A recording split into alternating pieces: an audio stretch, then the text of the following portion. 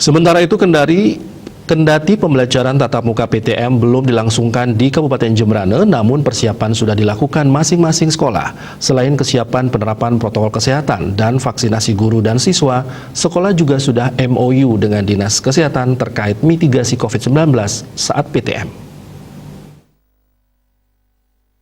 Kepala Dinas Pendidikan, Kepemudaan, dan Olahraga Dikpora Jemberana Ninengah Warkini Jumat 3 September mengatakan PTM memang belum bisa dilaksanakan karena masih dalam PPKM level 4. Namun seluruh sekolah di bawah Dikpora Jemberana telah menyiapkan diri untuk menyongsong pelaksanaan PTM bila nantinya sudah diizinkan pemerintah.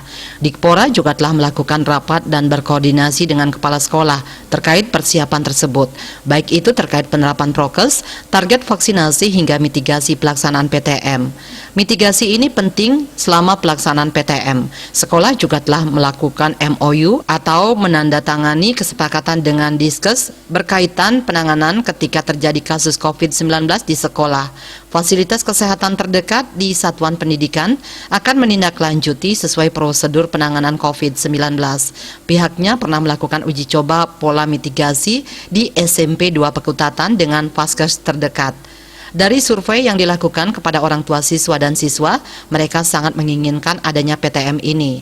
PTM dinanti-nanti para siswa dan orang tua, tetapi pihaknya tetap mengikuti aturan.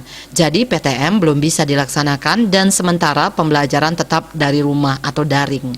Dikatakan vaksinasi dosis kedua bagi guru dan tenaga sekolah sudah 95%. Begitu halnya para siswa umur 12-17 tahun juga mencapai 90%. Surya Dharma Bali Pos melaporkan.